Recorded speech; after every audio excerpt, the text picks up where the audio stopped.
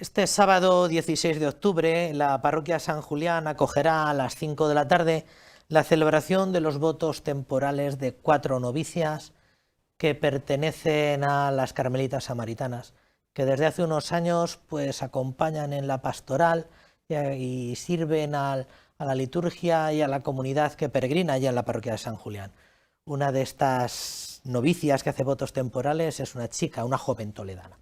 Para hablar de las Carmelitas Samaritanas y para hablar de quiénes son, por qué existen, qué aportan a la vida de la Iglesia, tenemos el privilegio de contar esta noche con la que es actualmente superiora general, que es la Madre Olga María del Redentor. Madre Olga María, buenas noches. Buenas noches. ¿Qué tal? Muchísimas gracias por haber venido. Nada, a vosotros por haberme invitado. A ver, díganos, ¿quién es la Madre Olga María? Uy, pues la Madre Olga María es pues nada, una mujer que vive consagrada a Jesús en la Iglesia Católica y que trata de ir caminando poquito a poco cada día siguiendo al Señor, pues según las luces que va recibiendo y la llamada recibida. O sea, simplemente es eso. Una joven vizcaína que nació ¿dónde? Nací en Baracaldo, pero ahí salvo nacer no hice mucho más, ¿eh? O sea, luego ya mis padres vivían en Lejona, muy cerquita de Baracaldo, muy cerquita de Bilbao, en la zona, ¿no? Y bueno, pues ahí estuve hasta los 18 años en que ya inicié mi propia vida, mi propia andadura como consagrada y me marché de la casa de mis padres. Una familia religiosa, piadosa, ¿cómo reconocer? ¿Cómo hablaría usted de aquellos años de crecimiento? Una familia buenísima, porque Dios me ha dado unos padres que eran unos benditos de Dios, pero, a ver, con unos principios cristianos básicos. Recibimos los sacramentos de iniciación a la vida cristiana, íbamos a colegios religiosos, pero no eran especialmente piadosos, ¿eh? Muy buenos, pero no especialmente piadosos. Usted asegura, cuando habla de usted misma, en algún pequeño retal biográfico, que estudió el bachillerato, acabó me imagino que por edad, el BUP y el COU, ¿verdad? Exacto. Y ¿cuándo usted ve, cuándo empieza a notar esa atracción por consagrarse enteramente? No digo el momento en el que toma la decisión, habla con sus padres y les dice, sino ¿cuándo empieza a notarlo? ¿En qué momento? Pues mira, su vida? yo creo que empecé ya en mi preadolescencia, 13, 14 años, empecé a saber bien lo que no quería hacer con mi vida, que era, pasaba de una vida mediocre y vacía, ¿no? Y entonces buscando cómo llenar y dar un sentido a mi vida, pues yo iba viendo que al final como que todo me cansaba y lo que más deseaba era algo que fuera no efímero, sino sólido, para siempre, ¿no? Lo del para siempre y que no se acabara. Sobre todo me obsesionaba un amor que no se acabara. O sea, me daba mucho miedo pensar en entregarle mi vida a alguien, en enamorarme de verdad, en darle todo y que de repente aquello se pudiera acabar. Bueno, en el mejor de los casos, imagínate que se muere la persona que amas. Sí. Eso me daba como un agobio. Ya no te cuento si te deja plantada, si es infiel, si pues todas estas cosas que pueden pasar, ¿no? Sí. Entonces, pensar que se pudiera acabar me generaba crispación, agobio. O sea, con lo pequeña que era, que tenía 13, 14 años, eso yo decía, no, tiene que haber algo seguro y que no se acabe, ¿no? Entonces, yo no sabía lo que decía conscientemente, pero iba buscando eso. Entonces, pues viendo, buscando, hablando con unos, con otros, con algún sacerdote, con alguna religiosa, pues entendí que lo único que no iba a fallarme nunca, ni me iba a dejar colgada, ni me iba a dejar de querer, ni se me iba a morir, era Jesús, ¿no? Entonces fue cuando empecé a ver la posibilidad de que mi vida fuera solo para Jesús. O sea, de entrada no me entusiasmó el tema, porque yo quería, como todo el mundo, hacer muchas cosas, claro. Estudiar, viajar, tener una familia, ir, venir, cosas buenas que cuando tienes 13, 14, 15 años, pues deseas y sueñas con ellas. Entonces, pues en ese sentido era como una chica normal, cualquiera. Yo que tenía mis planes. Entonces, lo de ser monja como que me cortaba mucho el rollo. Entonces, de entrada no me entusiasmaba, ¿no? Pero bueno, Dios también fue trabajando por dentro y fue cambiando esa perplejidad inicial, y dices, ¿cómo voy a tener yo vocación? Y te lo va cambiando, y te va cambiando esa perplejidad y te va haciendo desear más y más ese ideal que te propone delante, le vas conociendo más. Y bueno, pues el Señor, cuando penetra en el corazón de alguien, pues tiene la capacidad de enamorar y de hacer feliz, ¿no? Y de ilusionarte. Entonces lo que empezó siendo, que me estás contando, pues fue o eso o nada, acabó siendo o eso o nada. ¿Y en qué momento aquella joven con especiales cualidades para la música, para el baile, con sensibilidad artística, en qué momento se planta un día en casa y dice, creo que me voy o estoy planeando esto? Pues tenía cerca de 17 años. Entonces, bueno, se montó la de Cuba y los cubanos porque dijeron que, vamos, que había perdido la cabeza, que con 16 años una no sabe lo que quiere, pues todo esto Sí, que siempre sí. decimos. Sí, sí, sí. A ver, que yo hoy, que soy más mayor, también se lo digo a algunos chicos, Sí, y yo sí, misma me sí. freno porque me acuerdo lo mal que me sentaba cuando me lo decían, ¿no? Y bueno, pues yo entiendo que la reacción fue normal. Claro. Pero por otro lado yo sabía que mi vocación era cierta, ¿no? Entonces yo siempre digo, a ver, tiene que haber un equilibrio. Una cosa es que alguien experimente la llamada y tiene toda la inexperiencia y toda la inmadurez del mundo, pero no quiere decir que no esté siendo llamado. Otra cosa es que hay que caminar y trabajar y esto es un proceso, ¿no? Entonces cuando lo dije cayó muy mal, pues porque no, porque la niña no puede ser monja y ya, punto. Sí, sí, Entonces sí, yo sí. dije, bueno, yo más chula que un 8, dije, ya llegará el día en que cumpla 18 años y por encima del mundo entero yo seré monja. Y efectivamente así fue. ¿Y por qué el Carmelo, y en concreto el Carmelo de Medina de Río Seco, que no entra dentro del radar de una joven vizcaína? ¿Por qué? Bueno, pues mira, primero a mí las carmelitas descalzas me gustaban cero. Me parecían unas monjas medievales del siglo XVI o antes y muy raras. Entonces, como que de entrada tampoco me hacían feliz, ¿no? Bueno, el Carmelo de Medina de Río Seco en concreto fue por una conocida que conocía a aquellas monjas. Y yo dije, bueno, pues puesta a irme a un sitio así, pues me daba lo mismo que estuviera ahí que en cualquier otro lugar, ¿no? Porque una clausura al final es una clausura, la ubicación es lo de menos. Y Carmelita Descalza, ¿por qué? Pues porque yo lo que sí tenía claro, y lo digo hoy, que es la solemnidad de Santa Teresa, y aunque ya no soy Carmelita Descalza, sigo siendo hija de Santa Teresa, es que yo quería ser hija de Santa Teresa, o sea, yo no me iba a conformar con otra cosa, pues porque leyendo a Santa Teresa yo vi en ella una pasión de amor absoluto por Jesús, ¿no? Y yo soy muy apasionada de natural, entonces yo dije, yo quiero enamorarme de Jesucristo como esta mujer se enamoró, y además peleó contra medio planeta por hacer algo que de entrada tampoco nadie entendía, pero ella sentía que en el corazón Jesús se lo pedía, y entonces enamorada y apasionada como era ella, hija de Santa Teresa, hija de la Iglesia, porque es otra cosa que tampoco puedo entender, ¿no? Yo no me entendería a mí fuera de la Iglesia, fuera del amor apasionado de la Iglesia, y eso Santa Teresa a sus hijas nos lo ha... Sí. Ahora que estamos en esta fiesta, ella que muere diciendo... O sea, la super mística, la gran mística, no dice una cosa rarísima y tiene un transporte místico con ángeles, sino que sus últimas palabras son, hija soy de la Iglesia, ¿no? Entonces, a mí eso me parece tan grande, o sea, eso es lo que hace grande a Santa Teresa, no sus gracias místicas, sino el amor apasionado a la Iglesia y morir en la Iglesia como garantía de, me muero en paz porque muero en la Iglesia, ¿no? Ese es como el anhelo profundo de mi corazón, el amor apasionado a la Iglesia que he heredado de ella, ¿no? Y que vivimos las carmelitas samaritanas como heredado de ella. Y yo creo que por eso yo dije, o Carmelita Descalza o nada, yo era así. Entonces yo creo que al final el Señor dijo, pues vale, chica, como quieras, Carmelita Descalza, me parece bien, o algo así debió de ser, no sé. Y ella estuvo en el Carmelo de Río Seco. Medina de Río Seco. De Medina del Río Seco, allí... ¿Cuántos años estuvo? Pues mira, desde 1988 hasta el año 2001, no, perdón, hasta el año 2005 que nos fuimos a Valladolid. Pero cuando nos fuimos a Valladolid todavía éramos carmelitas descalzas.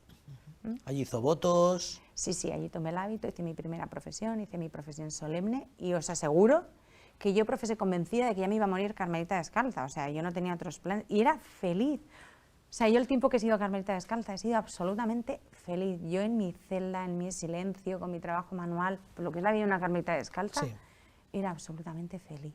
Fue feliz allí. Sintió como propio la regla del Carmelo, descartamos que saliera de allí rebotada, por tanto... No, para nada.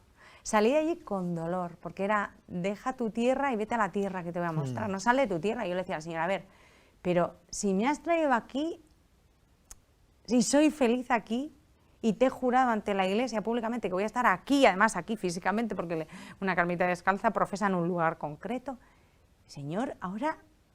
Pero, pues eso, sal de tu tierra y vete a la tierra que yo te mostraré, ¿no? Pues, nunca comprendí a Abraham tan bien como entonces, ¿eh? Sí. Y bueno, pues fiada en el Señor, pues hemos ido caminando, ¿no? Y seguimos en camino aún. Esto sí que a mí, en lo personal, me parece muy interesante. ¿Por qué fundar algo nuevo, Madre Olga Mari? ¿Por qué fundar algo nuevo? Algo que aparentemente tiene aspecto de Carmelo o tiene un discreto aroma de Carmelo, ¿por qué algo nuevo?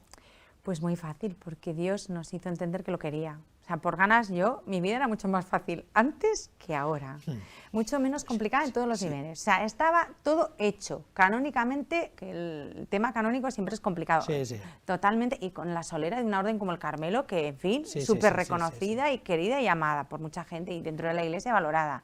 Entonces, salir de ahí, donde eres, entiéndeme lo que te voy a decir, algo y alguien, a la aventura, donde no sabes qué va a pasar, van a pensar cuando menos que, bueno, es algo que te has fumado, una ilusión de estas, en fin, porque eso sí, esas sonrisitas y esas caras un poco de a ver en qué termina esto, también las hemos visto. Se la van a pegar. Alguien pondría cara bueno, déjalas, ya volverán, déjalas que ya volverán cuando vean que esto no tiene ni pie ni cabeza, ¿no? O sea, tú te estás dando cuenta, pues, de esas sonrisillas, de esas... y tienes que ser fuerte porque cuesta, ¿no? Y decir, por encima de todo, si la Iglesia me lo permite, porque todo lo hemos hecho con el permiso de la Iglesia, aunque pongáis cara y haya sonrisitas, yo voy a ir porque creo que el Señor lo quiere. Se lo han preguntado, me imagino que en no pocas ocasiones y algunas con implicaciones canónicas. ¿En qué momento usted ve claro, quiero vivir esto, pero con un matiz un poco distinto? ¿En qué momento? A ver, no hay un momento fijo, o sea, sí hubo un momento, que no te voy a explicar, en que se recibió una gracia concreta, en que se comprendió que Dios quería algo distinto y se empezó a caminar. Otra cosa es que de entrada no ves de golpe y porrazo todo. Claro. Yo no me vi en Toledo y menos en la tele, ¿vale? Claro. Pero tú entiendes que Dios te pide salir eso y sal de tu tierra y vete a donde yo te mostraré. Entonces sabes que Dios quiere que salgas de ahí y empieces a caminar hacia algo nuevo.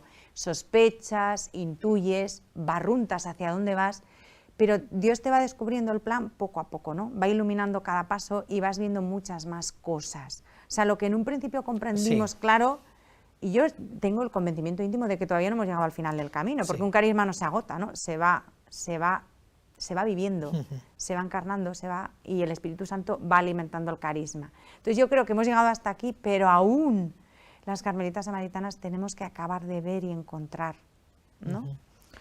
Y esa travesía, esa salida, ese itinerario de Medina de Río Seco a Valladolid, que es donde lo hace usted sola, lo hace con algunas compañeras. Toda la comunidad entera. La comunidad entera. El Carmelo de Medina de Río Seco dejó de existir Medina de Río Seco y fue canónicamente trasladado dentro de la misma archidiócesis con el permiso del entonces arzobispo de Valladolid, que fue don Braulio, entonces era don Braulio, a Valladolid. Fuimos a Valladolid no por un capricho. Valladolid no es la ciudad de mis sueños, pero es mi ciudad, es donde me he sentido y me siento en casa siempre, porque es la ciudad del corazón de Jesús, ¿no? Y nuestra llamada está estrechamente ligada a la espiritualidad del corazón de Cristo, ¿no? Entonces fuimos impulsadas hacia allá y de alguna manera ha sido como... Ya no para vivir en clausura en Valladolid, sino ya... Al principio sí.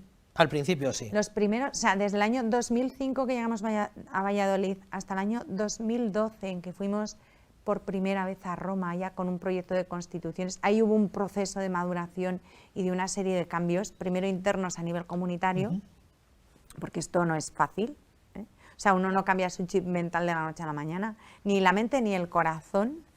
Y bueno, pues vas un poco caminando en la niebla, en la oscuridad, intentando ver y barruntar qué quiere Dios. Y te va dando las luces que necesitas para ir madurando, ir creciendo, porque cuando llegamos a Valladolid, que esa fue otra, salimos de Río Seco, 9 hermanas, 9, algunas muy mayores.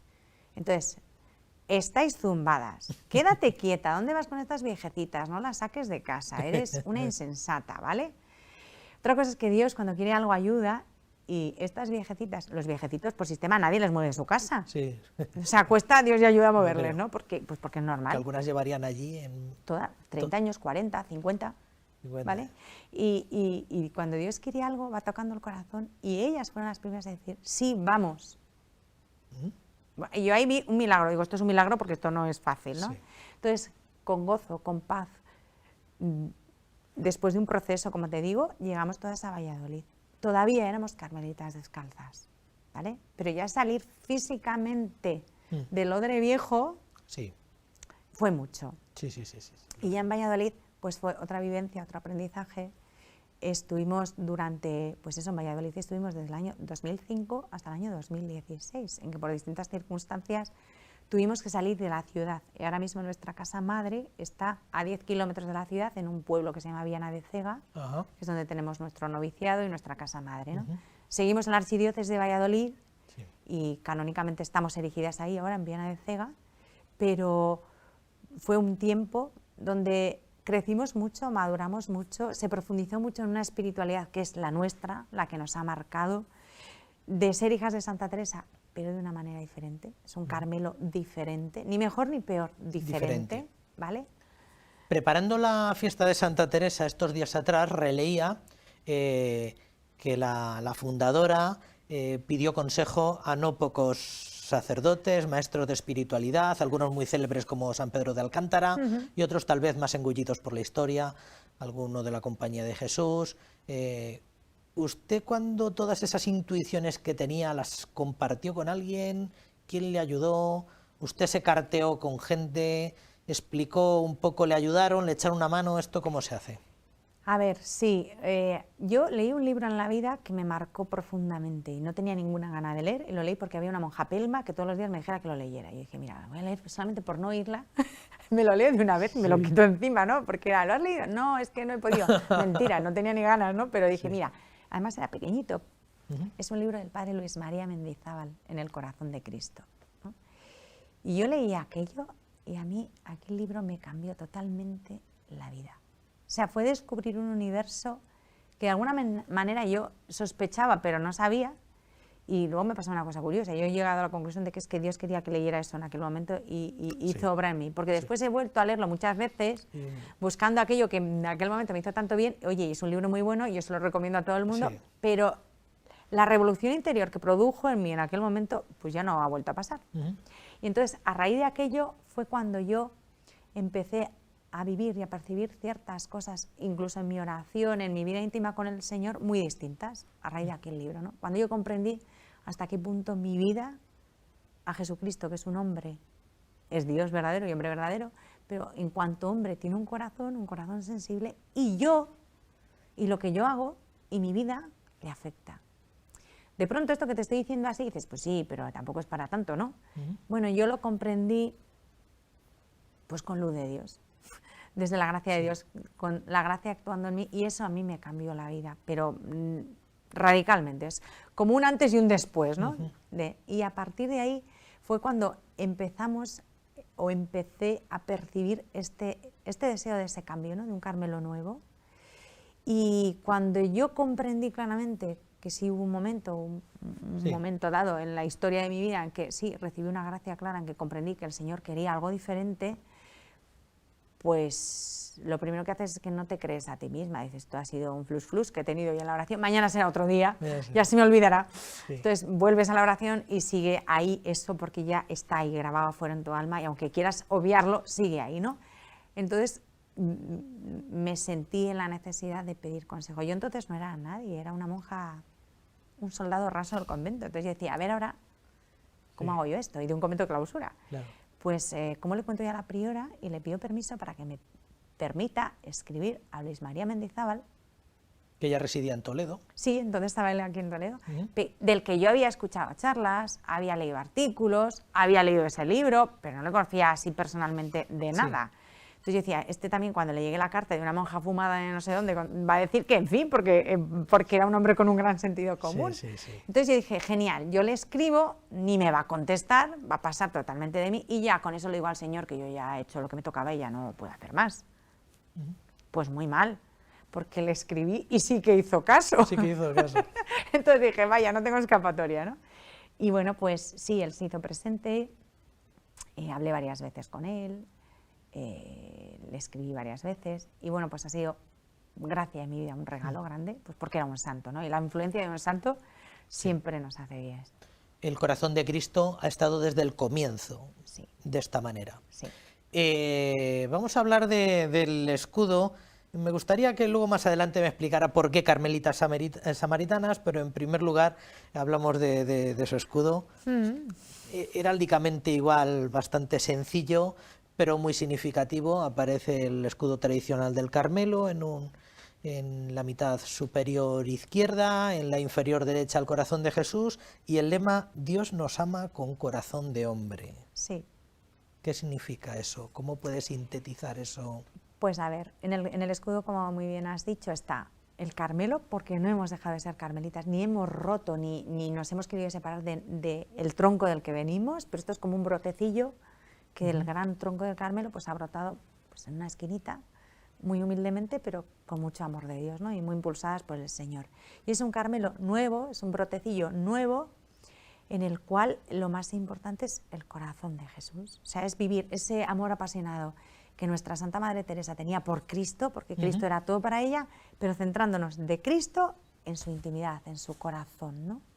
Entonces es la humanidad de Cristo de una manera nueva, con una luz nueva, es un Carmelo nuevo según el corazón de Cristo. Entonces en el escudo están esas dos realidades, el Carmelo y el corazón de Jesús. Y el lema, Dios nos ama con corazón de hombre, pues lo hemos oído varias veces, yo se lo he oído muchas veces al Padre Mendizábal, y a poquito que le leas o le escuches, él lo repetía, ¿no? Cristo resucitado vivo, que nos ama con un corazón humano, con un corazón verdaderamente humano, con un corazón de hombre. Entonces, pues eso, Dios nos ama, por supuesto, pero no de cualquier manera, no en abstracto, sino con un corazón humano. Él ha querido tener un corazón como el tuyo y como el mío, para comprender bien lo que es el amor humano, si cabe decir eso en Dios. O sea, pensemos que antes de encarnarse Dios no tenía corazón, no lo tenía. El Verbo, segunda persona de la Santísima Trinidad, no tenía cuerpo y no tenía corazón. Y al tener corazón, Él ha querido aprender a amar con un corazón humano, ¿no? El amor de Dios se ha canalizado a través de un corazón de hombre que es el de Jesús, y nos sigue amando ahí, y sigue resucitado, vivo y palpitante hoy en la Eucaristía, ¿no? Y por otra parte, el nombre, Carmelitas Samaritanas. ¿Por qué Carmelitas Samaritanas? Lo de Carmelita queda bastante evidente, además de la influencia y de, bueno, pues que se sienten parte del gran tronco de la regla del Carmelo. ¿Por qué Samaritanas? Pues por el encuentro que Jesús tuvo con la mujer samaritana junto al pozo. Mira, Samaria está entre el norte y el sur. Al norte está Galilea, al sur Judea, Samaria está en el medio, ¿no? Es como una cosa intermedia entre Galilea y Judea. Judea, por decir de alguna manera, es la vía pública de Jesús. En Judea está el templo, las grandes intervenciones de Jesús ante los doctores en el templo, su pasión, su muerte, todo eso es en Judea. La resurrección es en Judea. Pero cuando Jesús resucita le dice, id a mis hermanos, le dice a una mujer, no manda a cualquiera, manda a una mujer, que vayan a Galilea y allí me verán. Porque para encontrarse con el resucitado hay que ir a Galilea. ¿Y Galilea qué es? Galilea es Nazaret. Galilea es la vida íntima de Jesús, la vida familiar, la vida recogida. Galilea es la casa de la Virgen, está ahí. Estar con ella, vivir con Él en lo cotidiano, en lo pequeño, en lo que no brilla. O sea, Galilea es volver al hogar, a la intimidad. Para encontrarte con el resucitado, porque Jesús lo dice, tenemos que volver a nuestro interior, a nuestro corazón, ¿no? A nuestra Galilea interior, hay que hacer esa peregrinación. Entonces procuramos vivir entre medias en Samaria. Unas veces estamos en Galilea y de vez en cuando nos vamos a Judea a gritarle al mundo que hay que ir a Galilea. Ajá. Dicho bueno, así a grosso modo. Habría mucho más que decir y desarrollar. No, pero bueno, retrata muy bien el estilo de vida que lleva. Y luego el diálogo que él tuvo con ella, ¿no? Jesús con la mujer junto al pozo tiene un diálogo impresionante, de los más extensos y el más largo que tiene con una mujer, que nos cuenten los evangelios, en el cual él se revela a ella. Y le habla de adorar al Padre en espíritu y verdad, ni de una manera ni de la otra, sino en espíritu y verdad. No aquí ni allá, sino en espíritu y verdad. Habla de adorar al Padre. Le habla de, bueno, le revela primero quién es ella y a continuación le revela quién es él y le pide de beber, ¿no? Esa es nuestra gran vocación, nuestra gran llamada como carmelitas samaritanas, es escuchar a Jesús decir, tengo sed, dame de beber. Usted es la superiora general, háganos la foto fija en este momento de la congregación. ¿Cuántas casas tienen? Pues en este momento 5. 5. Somos 37 hermanas, creo, porque 37. Ya tengo un lío de números, para arriba y para abajo. Sí, bueno, 37 hermanas. Entonces, bueno, pues tenemos nuestra casa madre, como os he dicho, en Viana de Cega, Valladolid. Y desde esa casa, pues hemos fundado en Segovia, en la Fuencisla, en Cuéllar, en el Santuario de Lenar, en Eibar, junto al Santuario de Arrate, y en Toledo. Y en Toledo. En la parroquia de San Julián.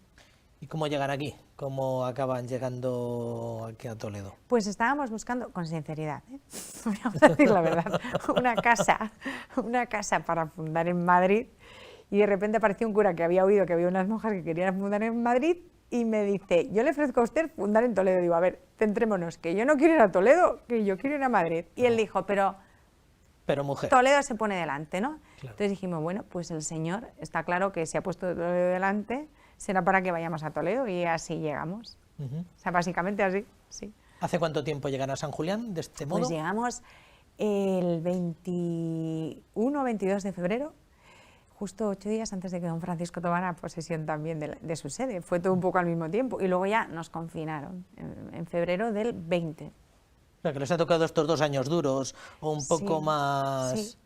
de todo lo que les contaron, pues probablemente les Una ha costado... parroquia magnífica y un colegio con un montón de niños. Y a los 15 días la parroquia cerrada y el colegio también. Claro, Clausura claro. perfecta, ¿ves? Claro. ¿Aquí en Toledo cuántas están? Estamos de manera habitual y fija 4 hermanas en la parroquia y yo voy y vengo, soy intermitente. Sí, le toca como general, me imagino, andar visitando. Voy bastante y... a Valladolid y luego, bueno, pues me paso a veces por Segovia, por Cuéllar, por Eibar, según va haciendo falta, ¿no? Ujú. ¿Cómo se puede contactar con ustedes? Si hay alguna joven, porque me comentaba que hay una joven de Villacañas, que es la que Sí, hace una de las votos que va a profesar, sí, la hermana Sonia es de Villacañas. de Villacañas. Pues, ¿cómo contactar? Bueno, desde aquí de Toledo lo más fácil es pasar por la parroquia, ¿no? Acercarse a la parroquia de San Julián y buscar a las hermanas. Si no estoy yo, que a lo mejor no estoy, pues cualquiera de ellas van a acoger al que se acerque con muchísimo cariño. ¿Quién era superior aquí en Toledo? La madre Fátima. Fátima. Sí, sí, sí. Entonces, bueno, acercándose a la parroquia es fácil. Luego, si es fuera de Toledo, pues tenemos una página web, Carmelitas Samaritanas, todo seguido, con las 2 s.es, y ahí también hay manera de contactar, ¿no? Y bueno, pues quiero decir que luego tenemos un canal de YouTube que se nos encuentra fácil, estamos también en Instagram, o sea, es fácil. Y aunque quede un poco para saber más de usted, usted tiene una pequeña obra bibliográfica también, ¿no, Sor? No hemos hablado de ello, Sí. porque quedaba igual. Pero ¿usted cuántos libros tiene? Pues no lo sé, no te miento, te digo que no sé, deben de ser como cerca de 20 por ahí, no lo sé. Pero bueno, pues porque lo que el Señor va dando, pues las hermanas vieron en un momento dado que era importante dar desagüe a otros, ¿no? Y facilitarlo. Entonces, como era un rollo publicar, porque las editoriales te volvían tararí, porque si no, lo único que, me duele decirlo, pero es verdad, interesa si eres rentable o no, y dijimos, a ver, Sí. nosotros no queremos ser rentable, queremos anunciar el Evangelio. Entonces te miran con una cara muy rara. Y dijimos, mira, y si nos montamos nuestra propia editorial, publicamos nosotras y nos autofinanciamos nosotras como Dios nos dé a entender y como Dios nos ayude, y va saliendo. Entonces tenemos nuestra propia editorial desde la que publicamos, pues ante todo cosas que tienen que ver con el Señor, ¿no? Con toda esta vida interior y de oración tan bonita y la sed de Dios. O sea, se trata de dar de beber al Señor y de dar de beber a la gente, ¿no? Porque Dios tiene sed de todos nosotros, de que nos acerquemos a Él. Y por otro lado nos está dando agua viva y hay que canalizarla. Y la editorial, lo mismo que las redes sociales, pues son un medio. O sea que si cualquier joven o cualquiera quiere ver un poco, zambullirse un poco más en la experiencia espiritual suya o de todas las demás, pues encuentran libros en una editorial muy elemental que se llama... Editorial Samaritana. Editorial Samaritana. Editorialsamaritana.com tiene la web. Muy bien. Bueno, ya. Pues muchísimas gracias, Madre Olga María, por haber estado aquí. A vosotros. Muchísimas gracias por todos los esfuerzos que hacen y téngannos presentes en las oraciones. Mutuamente, rezar también por nosotras, pues porque hay que seguir, ¿no? Muy bien, muchas gracias. Vale.